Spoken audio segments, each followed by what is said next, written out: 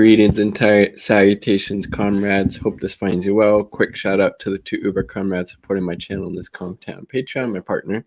Thank you, Rosa, and Independent Left News. Definitely check out Independent Left News. So, like most of you have probably heard about this bombshell release of the Pentagon papers showing, a number of wealthy individuals around the globe, how they, are able to use these vehicles to basically get away with paying the least amount of tax as possible. I mean, is it really that surprising? People with that amount of money and resources are always going to try to use it to their advantage to keep the wealth and power and prestige that they have. So honestly, I don't think it's that big of a bombshell from my perspective, but curiously lacking from this Pandora papers report, investigation, however you want to call it, is anybody that's linked to the US. Like, that's kind of curious because there's a lot of very wealthy and powerful people here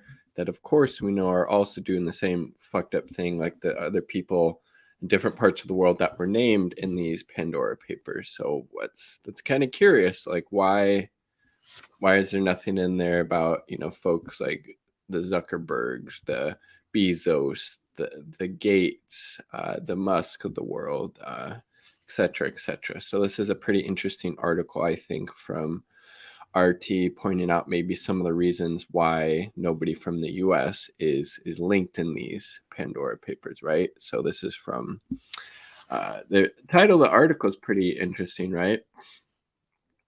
Could the CIA be behind the leak of the Pandora papers, given their curious lack of focus on U.S. nationals? This is by Kit Clarenberg.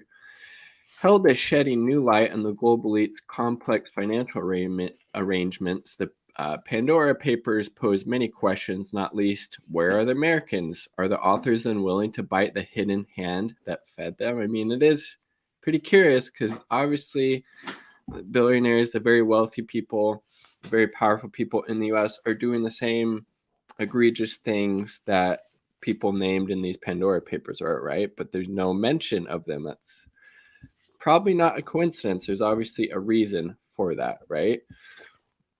Here we go. On October 3rd, the Washington, D.C. based International Consortium of Investigative Journalists, ICIJ, announced the leak of almost 3 terabytes of incriminating data on the use of offshore financial arrangements by celebrities, fraudsters, drug dealers, royal family members, and religious leaders of the world. The ICIJ led what it called the world's largest journalistic collaboration involving 600 journalists from 150 media outlets in 170 countries to comb through the trove of 12 million documents dubbed the Pandora Papers. Among other things, the data reveals the use of tax and financial secrecy haven to purchase real estate, yachts, jets, and life insurance. They're used to make investments and to move money between bank accounts, estate planning, and other inheritance issues, and the avoidance of taxes through complex financial schemes. Some documents are also said to be titled financial crimes, including money laundering. Again, like none of that is surprising to me. Is that any of that surprising to you? While the publication of articles related to the document's bombshell contents is only in its early stages, the consortium promises that the records contain an unprecedented amount of info on so-called beneficial owners of entities registered in the British Virgin Islands, Seychelles, Hong Kong, Belize, Panama, South Dakota, and other secrecy jurisdictions, with over 330 politicians and 130 Forbes billionaires named, but nobody based in the U.S. Kind of a strange omission, right? That doesn't make a whole lot of sense at all. Despite the voluminous haul, many critics have pointed out that ICIJ maps of where the elites and crooks hail from and or reside are heavily weighted towards Russia and Latin America. Russia, has been demonized as of late, by the U.S. government, by the U.S. media, all the Russiagate bullshit. Tensions have been, ratcheted up considerably against that country since Trump came into office, and it seems like that tension hasn't been lessened once Biden came into office. And Latin America, for example, not a single corrupt politician named is based in the U.S. that is very, very problematic and makes you think, why? Who is funding the ICIJ?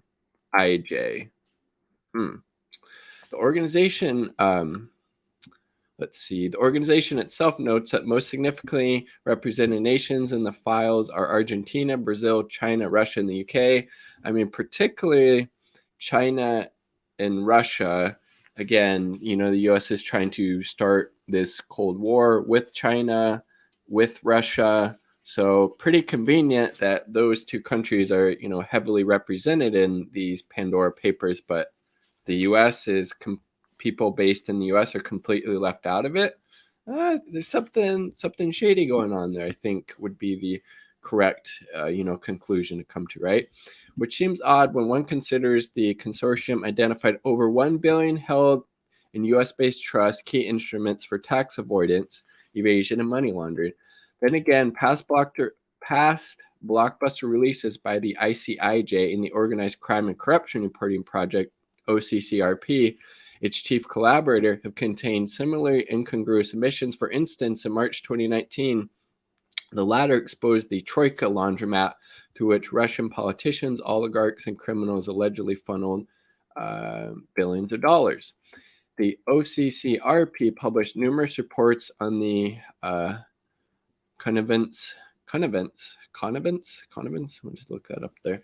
And detailed info on the many millions laundered via major Western financial institutions in the process, including Deutsche Bank and JP Morgan Chase. However, not once was here we go. Here's some of the shady shit going on behind the scenes with some of these people who fund and some of the organizations that fund both the ICIJ and the OCCRP.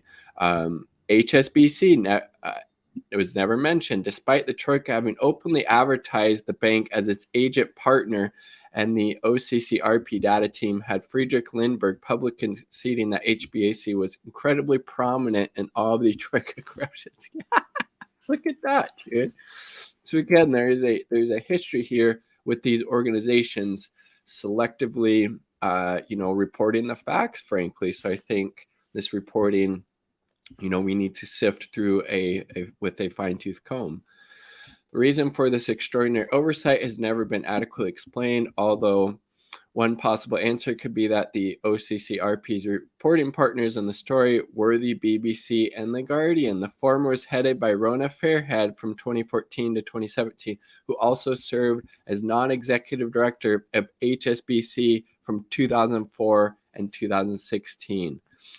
Meanwhile, the latter has only enjoyed a lucrative commercial relationship with the bank, which is certainly vital to keeping the struggling publications lights on. In April 2016, Panama Papers investigation jointly led by the ICIJ and the OCCRP revealed how the services of Panamanian offshore law firm Mossack Fonseca had been exploited by wealthy individuals and public officials for fraud, tax evasion, and to circumvent international sanctions. The pair's reporting and resultant media coverage focused heavily on high-profile individuals such as then UK Prime Minister David Cameron, who profited from a Panama-based trust established by his father.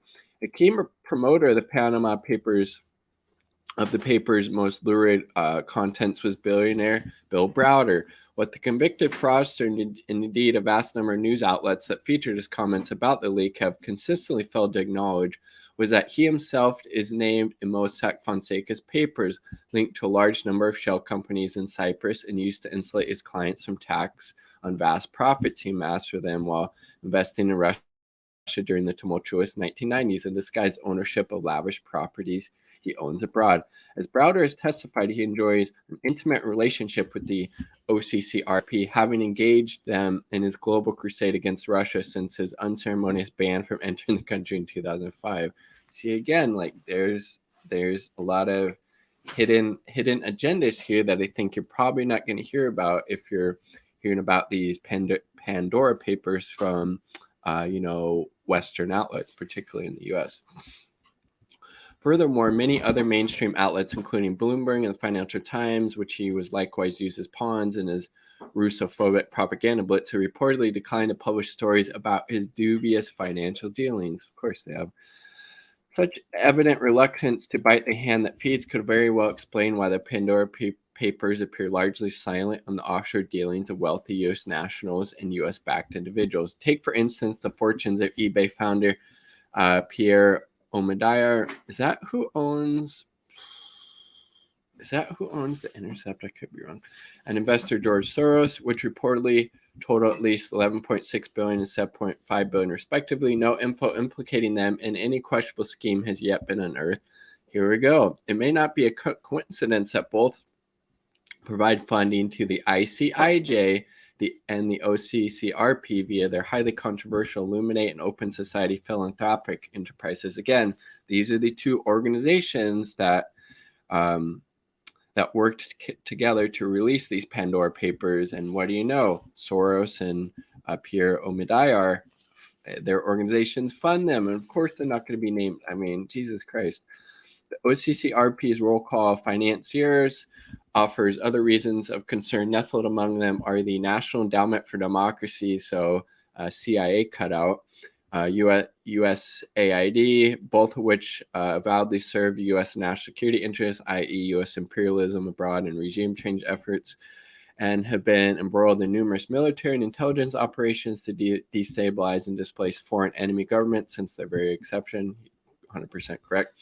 Moreover, though there were disturbing indications that the OCCRP itself was created by Washington for this very purpose. So again, like, is the OCCRP just a CIA cutout, or are they just ready and willing to do the bidding, of the, U.S. empire, the CIA? Same with the ICIJ, maybe, right?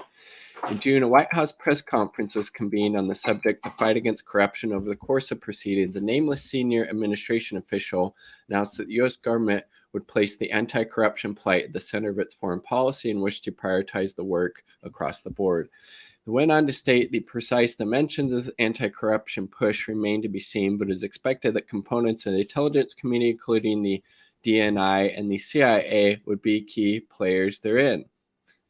So look at literally admitting that the CIA would be a key player in this anti-corruption push. So, I mean, I think at this point, we can't rule out the CIA being a part of this, these Pandora papers, these revelations, right?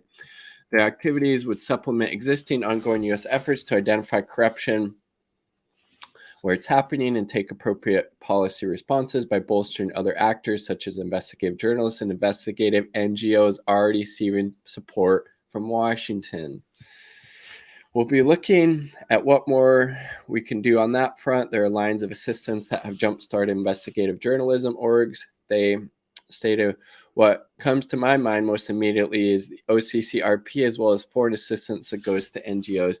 These illuminated words, completely ignored at the time by Western news outlets, have gained an even eerier resonance in light of the recent developments. Indeed, they seem to establish a blueprint for precisely what has transpired, courtesy of the OCCRP, the very organization that jumpstarted and financially supports to this day.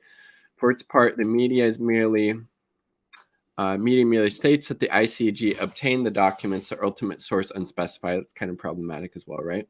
As such, it's only reasonable to ask, is the CIA behind the release of the Pandora papers? I think, again, this was Kit Klattenberg. This is an RT article. A link below, but I think these points are very well taken, and I think at the very least we need to be, questioning why is there nobody based in the U.S.